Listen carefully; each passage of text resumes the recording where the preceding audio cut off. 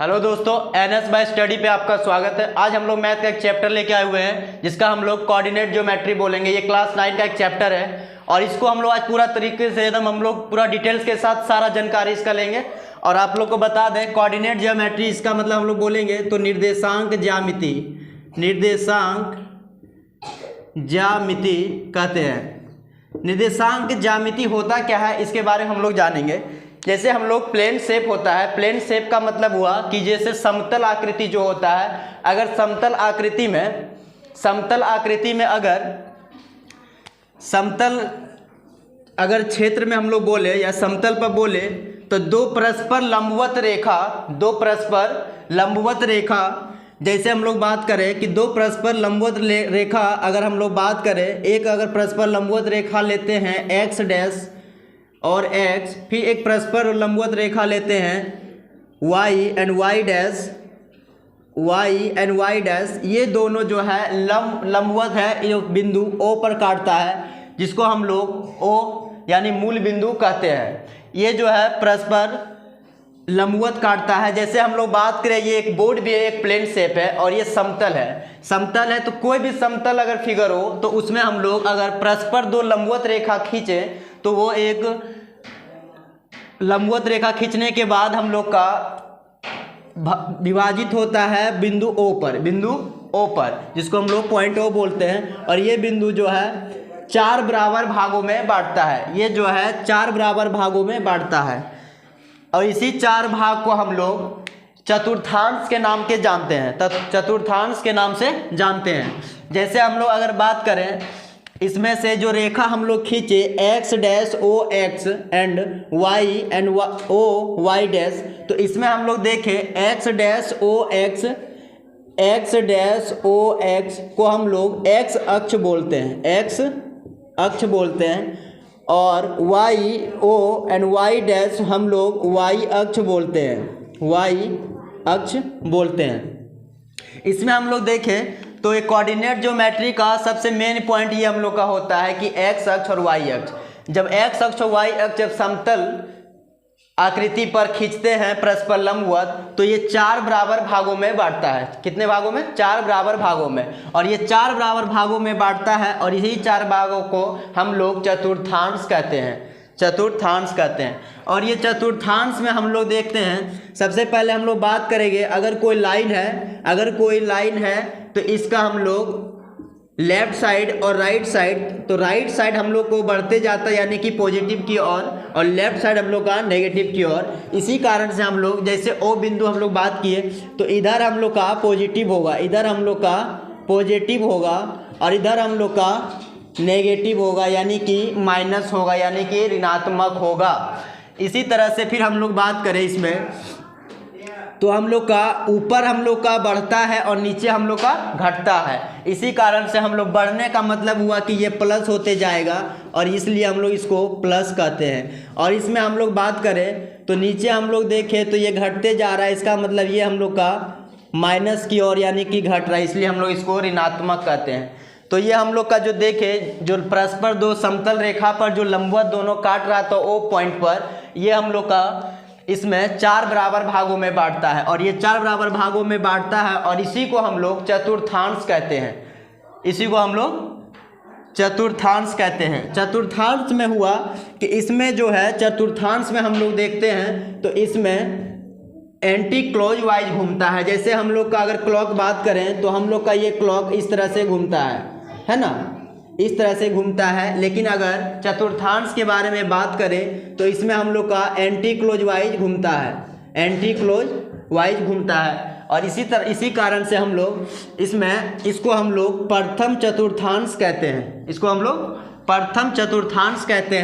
हम लोग द्वितीय चतुर्थांश कहते हैं और इसको हम लोग तृतीय चतुर्थांश कहते हैं और इसको हम लोग चतुर्थांश कहते हैं। इस अनुसार से हम लोग देखें तो ये 4 चतुर्थांश होते हैं और सब में हम लोग का पूछा जाता है। और इसमें से सबसे मेन पॉइंट एक हम लोग का ये है कि निर्देशांक क्या होता है। निर्देशांक तो x अक्ष और y अक्ष को जब हम लोग एक साथ लिखते हैं कोई बिंदु को, उस बिंदु को हम लोग निर्देशांक कहते हैं। निर्देशांक को लिखने का मतलब हुआ x अक्ष को हम लोग भुज के नाम से जानते हैं और y अक्ष को हम लोग कोटि के नाम से जानते हैं, कोटि के नाम से जानते हैं। और यही भुज और कोटि जब कोई पॉइंट को दर्शाता है, और यही पॉइंट को हम लोग निर्देशांक कहते हैं, यही पॉइंट को हम लोग निर्देशांक कहते हैं। और इसी कारण से हम लोग इसमें भुज और कोटि जब दोनों एक साथ मिलता है, इसी को हम लोग निर्देशांक कहते हैं। निर्देशांक को जब हम लोग देखते हैं तो इसमें पूछा जाता है कि फर्स्ट चतुर्थांश में निर्देशांक किस प्रकार रहता है। तो दोनों इसमें भुज और कोटि दोनों पॉजिटिव होता है, भुज और कोटि दोनों पॉजिटिव होता है। और सेकंड में हम लोग बात करें तो इसमें हम लोग देखे थे कि ऊपर की ओर प्लस जाता है और नीचे की ओर माइनस आता है। इसी कारण से हम लोग सबसे पहले, और इसमें एक बात और कि सबसे पहले हम लोग भुज लिखते हैं और इसके बाद कोटि लिखते हैं ना। तो निर्देशांक में हम लोग सबसे पहले भुज लिखते हैं, इसके बाद कोटि लिखते हैं। इसी कारण से जब सेकंड चतुर्थांश में लिखेंगे तो सबसे पहले हम लोग भुज को लिखेंगे, इसके बाद कोटि को लिखेंगे। इसी कारण से जब भुज को लिखेंगे तो पहले माइनस लिखेंगे, फिर प्लस लिखेंगे। फिर थर्ड में हम लोग बात करें तो थर्ड वाला में एकदम सेम प्रोसेस करना है आप लोग को। थर्ड वाला में अगर बात करें तो इसमें देखेंगे पहले भुज लिखेंगे, फिर कोटि लिखेंगे। तो इसलिए पहले हम लोग माइनस लिखेंगे, इसके बाद फिर इसमें हम लोग देखते हैं भुज और कोटि दोनों में माइनस होता है।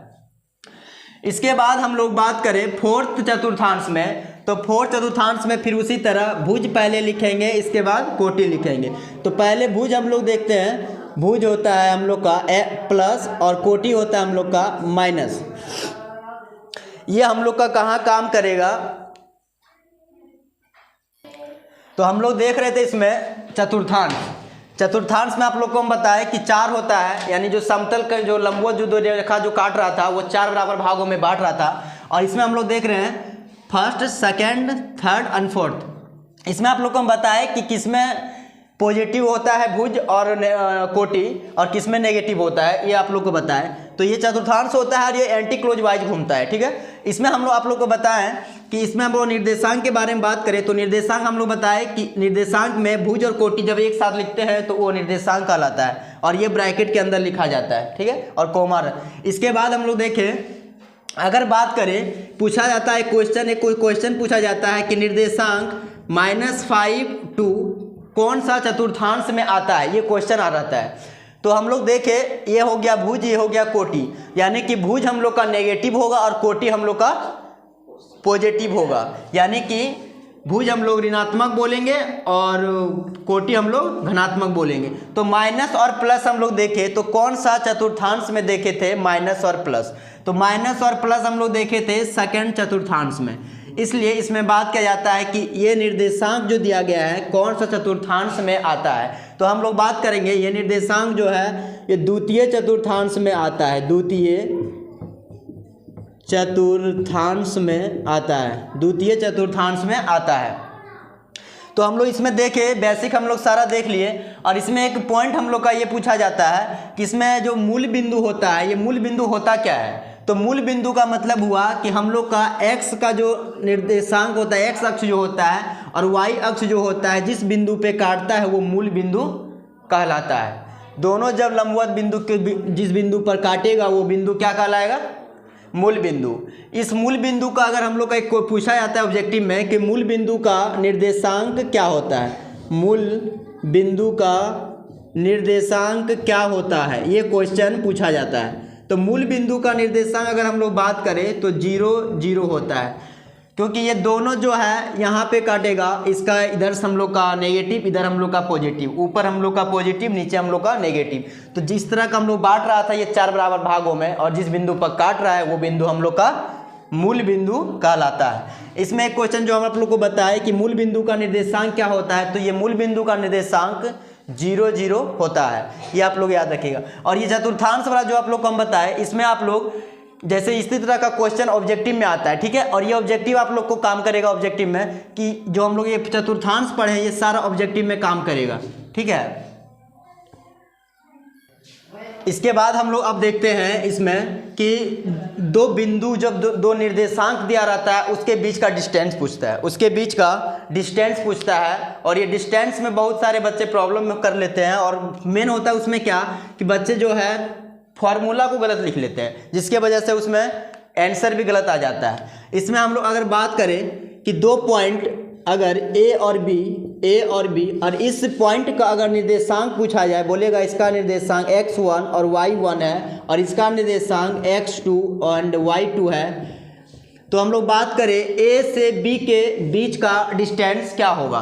तो अगर इसमें हम लोग पूछा जाए तो बोलेंगे ए बी रेखा के बीच की दूरी, तो हम लोग बात करें √x1 माइनस x2 का square plus y1 minus y2 का स्क्वायर, ये फॉर्मूला होता है। इसमें आप लोग इस तरह से लिखेंगे और ये फॉर्मूला काम करेगा डिस्टेंस निकालने में। ये आप लोग को फॉर्मूला काम करेगा डिस्टेंस निकालने में। जब भी डिस्टेंस जो दो निर्देशांकों का बीच डिस्टेंस निकालिएगा तो ये फॉर्मूला आप लोग को काम करेगा। ए बी बराबर जैसे हम लोग देखें डिस्टेंस बराबर तो √ब्रैकेट x1 माइनस x2 का whole square plus y1 minus y2 का होल स्क्वायर। ये हम लोग का जब दो निर्देशांक के बीच की दूरी पूछेगा तो इस फॉर्मूला को यूज करेंगे हम लोग। इसके बाद इसमें एक और आता है, बोलता है कि जैसे हम लोग देखे थे एक मूल बिंदु हम लोग देखे थे, मूल बिंदु हम लोग अभी देखे थे, मूल बिंदु का निर्देशांक क्या होता है तो 0 0। अगर पूछा जाए कि मूल बिंदु से कोई भी बिंदु का बीच का दूरी क्या होगा, जैसे मूल बिंदु से कोई भी बिंदु के बीच का दूरी का क्या होगा दूरी, तो दूरी हम लोग निकालेंगे। तो इसमें हम लोग को कुछ नहीं करना है, जब मूल बिंदु से दूरी पूछेगा तो मूल बिंदु से दूरी तो √x² प्लस y² सिर्फ कर देना है। ये आप लोग का सेकेंड फॉर्मूला हुआ। इसमें से डिस्टेंस में ये दो फॉर्मूला आप लोग को याद रखना है। जब दो निर्देशांक का बीच का डिस्टेंस पूछेगा तो ये फॉर्मूला यूज करना है, और जब मूल बिंदु से कोई बिंदु के बीच का दूरी पूछे तो आप लोग को ये फॉर्मूला यूज करना है। डायरेक्ट जो निर्देशांक दिया रहेगा उसका स्क्वायर करके जोड़ के रूट कर देना है, बस ये आपका आंसर होगा। इसके बाद हम लोग देखते हैं, हम लोग डिस्टेंस का देखें, दो निर्देशांकों के बीच की दूरी को देखें। इसके बाद हम लोग देखते हैं जब कोई दो निर्देशांक कोई रेखा को m/n में बांटे तो वह बिंदु कौन सा है जो रेखा को m/n में बांटा है, ये हमको निकालना है। यानी कि अगर इस बिंदु के बारे में बात करें तो x1 y1 एंड b बिंदु के बारे में बात करें निर्देशांक का तो x2 एंड y2। अगर इन दोनों बिंदुओं के बीच की दूरी को कोई भी बिंदु जो है x y ये रेखा को m और n अनुपात में बांट रहा है, ठीक है। तो m/n में बांट रहा है तो इस बिंदु का निर्देशांक क्या होगा ये पूछा जाता है। तो इस बिंदु का निर्देशांक क्या होगा ये पूछा जाता है आप लोग से। तो इसमें आप लोग को कुछ नहीं करना है, बस हम लोग से पूछा गया है भुज और कोटि यानी P बिंदु का जो निर्देशांक है उसका निकालना है। तो इसमें से आप लोग x बराबर निकालिएगा mx2 प्लस nx1 बटा m प्लस n, ये आप लोग का x निकलेगा। फिर y निकालना है तो इसी तरह my2 प्लस ny1 बटा m प्लस n, यानी कि ये दोनों फॉर्मूला आप लोग यूज करके उस बिंदु का निर्देशांक ज्ञात कर सकते हैं। और इस बिंदु को अगर पूरा लिखना है तो हम लोग इस तरह से लिखेंगे mx2 प्लस nx1 बटा m plus n comma my2 plus ny1 बटा m प्लस n, ये दोनों निर्देशांक हो गया। इसका मतलब ये भुज हो गया और ये कोटि हो गया। तो इस बिंदु का निर्देशांक क्या हो गया mx2 प्लस nx1 बटा m plus n and my2 plus ny1 बटा m प्लस n। तो ये दोनों जो है हम लोग का इस बिंदु का निर्देशांक हुआ, ठीक है। जब भी कोई रेखा को कोई तीसरा बिंदु विभाजित करता है, उस रेखा को m और n के अनुपात में, तो उस बिंदु का निर्देशांक क्या होता है उसको पूछा जाता है। तो इसमें हम लोग इस फॉर्मूला के यूज करके इसको निकाल सकते हैं हम लोग, ठीक है। इस फॉर्मूला को यूज करके हम लोग इस बिंदु का निर्देशांक निकाल सकते हैं। तो m अनुपात n जो होता है इसको मतलब रेशियो में बांट देता है, ठीक है। यानी इस रेखा को ये बिंदु रेशियो में बांटा, और रेशियो में बांटने के बाद इस बिंदु का पूछा जाता है कि निर्देशांक क्या होता है, ठीक है। अभी हम लोग जो देखे इसमें कि कोई तीसरा बिंदु जो रेखा को m और n अनुपात में बांट रहा था, वो तीसरा जो बिंदु है इसका निर्देशांक क्या होता है ये बताना पड़ता है। तो इस बिंदु में हम लोग आप लोग को निकालने के लिए सिखा दिए हैं कैसे निकालना है, ठीक है। ये निकालने इसके बाद एक और आता है कि जब कोई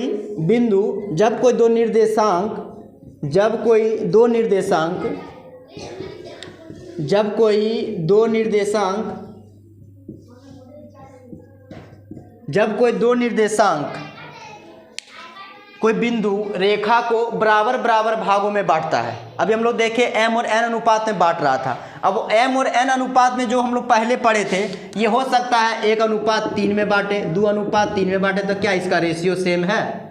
नहीं है। लेकिन जो अभी हम लोग पढ़ने जा रहे हैं इसमें जो है ये दोनों रेखा को जो है इस बिंदु ये 2 बराबर भाग में बांटता है। तो जब 2 बराबर भागों में बांटता है तो उस बिंदु का निर्देशांक क्या होता है ये पूछा जाता है, ठीक है। तो जब 2 बराबर भाग में बांटे तो इस बिंदु का निर्देशांक निकालना है। तो कैसे निकालेंगे? तो कुछ नहीं करना है, बस इसका निर्देशांक, बिंदु ए का निर्देशांक और बिंदु बी का निर्देशांक x वाला जो होता है उसको जोड़ के 2 से भाग दिया जाता है, और y वाला जो होता है उसको जोड़ के 2 से भाग दिया जाता है। जैसे हम लोग बात करें कि अगर इसमें पूछे x बराबर, तो सीधा बोलेंगे x1 प्लस x2/2। फिर पूछेगा y बराबर, तो y1 प्लस y2/2। यानी कि जब 2 बराबर भागों में कोई रेखा को कोई बिंदु बांटे तो उस बिंदु का निर्देशांक क्या होगा, तो इसको निकालेंगे हम लोग। यहाँ पे x बराबर x1 plus x2/2 and y बराबर y1 प्लस y2/2। तो इसमें हम लोग देखें इन दोनों को यूज करके हम लोग इससे पहले क्या पढ़े थे, m और n के अनुपात में बांट रहा था, यानी कि रेशियो में। अब रेशियो हो सकता है 1:3 हो, 2:3 हो, 4:3 हो, या फिर 3:4 हो, कुछ भी हो सकता है। तो इसमें हम लोग रेशियो में हम लोग एक्यूरेट नहीं हो रहा था, ना इक्वल हो रहा था। लेकिन जब 2 बिंदु कोई तीसरा जब 2 रेखा को बराबर भाग में बांटे तो इसमें हम लोग देखेंगे x बराबर निकालना है, तो दोनों को निर्देशांक का भुज को जोड़ के हम लोग 2 से भाग दे देंगे, और दोनों का कोटि का जोड़ के हम लोग 2 से भाग दे देंगे, ठीक है। तो इसका निर्देशांक हम लोग का निकल जाएगा। इसके बाद हम लोग देखते हैं ट्रायंगल के बारे में हम लोग देखते हैं कि ट्रायंगल का जो निर्देशांक दिया रहता है, ट्रायंगल का हम लोग जानते हैं कि ट्रायंगल में 3 वर्टेक्स होता है, यानी कि 3 शीर्ष होता है ना। 3 वर्टेक्स होता है यानी कि 3 शीर्ष होता है, और ये तीनों शीर्ष का निर्देशांक दिया रहता है, ठीक है। और तीनों शीर्ष का जब निर्देशांक दिया रहे, जैसे हम लोग बात करें इस बिंदु point A and point B and point C, अगर इसका निर्देशांक बात करें तो x1 y1, x2 y2 and x3 y3, ये तीनों बिंदु का निर्देशांक हो गया। अब इस निर्देशांक होने के बाद बोलता है कि इसका एरिया बताइए। तो एरिया निकालने के लिए हम लोग इस फॉर्मूला का यूज करेंगे। एरिया ABC बराबर 1/2 mode x1 y2 minus y3 plus x2 y3 minus y1 plus x3 y1 minus y2। इस फॉर्मूला को यूज करते हैं। जब भी एरिया निकालने के लिए बोले तो इस फॉर्मूला का यूज किया जाता है। और इसमें हम आप लोग को कल जब क्वेश्चन लेके आएंगे तो क्वेश्चन में आप लोग को हम एकदम ईजी तरीका से बताएंगे कि ऑब्जेक्टिव में आप लोग को टाइम नहीं लगे। ऑब्जेक्टिव में आप लोग को टाइम नहीं लगे, हो सकता है इतना बड़ा करने में आप लोग फंस भी सकते हैं, है ना, फंस भी सकते हैं, हो सकता है प्लस में कहीं कुछ प्रॉब्लम हो जाए, कहीं कहीं गलती हो जाए प्लस माइनस में, तो हो सकता है आंसर नहीं आए। तो ये सब आप लोग को कल हम पूरा एकदम शॉर्ट तरीके से बताएंगे कि ट्रायंगल का जब निर्देशांक दिया रहे तो ट्रायंगल का एरिया कैसे निकालते हैं। तो इसमें आप लोग को शॉर्ट तरीका बताएंगे कि कैसे निकालते हैं। लेकिन जब पूरा डीपली में बोलेगा कि निकाल के दिखाइए इस फॉर्मूला का यूज करके, तो आप लोग इस फॉर्मूला को यूज कीजिएगा कि एरिया ABC बराबर 1/2 mode x1 into y2 minus y3 plus x2 y3 minus y1 plus x3 into y1 minus y2।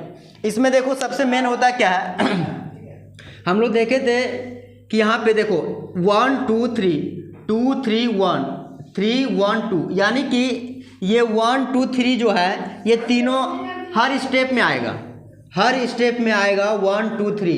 लेकिन इसमें बात करेंगे, पहला वाला हम देखें तो 1 2 3, दूसरा वाला हम देखें तो 2 3 1, तीसरा वाला में देखें तो 3 1 2।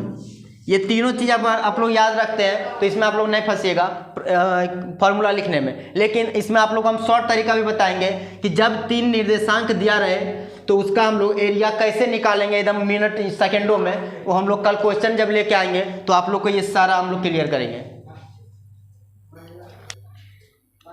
इसमें हम लोग देखें ट्रायंगल के बारे में, एरिया के बारे में। इसके बाद देखिए हम लोग के क्वेश्चन आता है कि जब कोई ट्रायंगल रहे, मान लीजिए बोलेगा समद्विबाहु त्रिभुज, समद्विबाहु त्रिभुज बोलेगा कि बताइए क्या इस निर्देशांक दिया रहेगा, बोलेगा क्या इस त्रिभुज, ये त्रिभुज समद्विबाहु त्रिभुज है। तो समद्विबाहु त्रिभुज में क्या होता है, 2 भुजा बराबर, ये 2 भुजा क्या होता है बराबर। और समबाहु त्रिभुज बोलेगा, समबाहु त्रिभुज, समबाहु त्रिभुज, तो समबाहु त्रिभुज में क्या होता है, तीनों भुजा बराबर।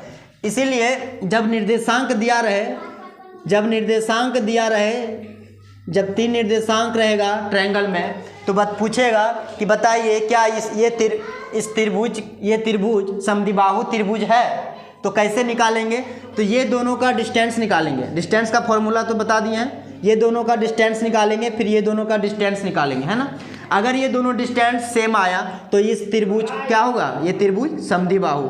अगर इसमें देखेंगे तीनों डिस्टेंस सेम आया तो इसका मतलब हम समझ जाएंगे ये त्रिभुज कौन सा होगा, समबाहु। ठीक है, तो इसमें आप लोग जो ट्रायंगल के बारे में हम लोग बात किए, तो ट्रायंगल में हम लोग एक तरीका इसमें देखें एरिया वाला, और इसमें हम लोग देखें इसमें पूछा जाता है कि ट्रायंगल में बताइए कि ये कौन सा ट्रायंगल है, समद्विबाहु है कि समबाहु है, इसमें पूछा जाता है। तो पूछा जाता है तो आप लोग डिस्टेंस का जो फॉर्मूला बताएं उसको यूज करके आप इसको पता कर सकते हैं। इसमें देखिए जब दोनों डिस्टेंस सेम होगा तो ये समद्विबाहु होगा। इसमें हम लोग बात करें तो vertex A, vertex B and vertex C, इसमें हम लोग बात करें तो ए बी बराबर ए सी, ये अगर होगा ए बी बराबर ए सी होगा तब हम लोग देखेंगे कि ये हम लोग का समद्विबाहु है।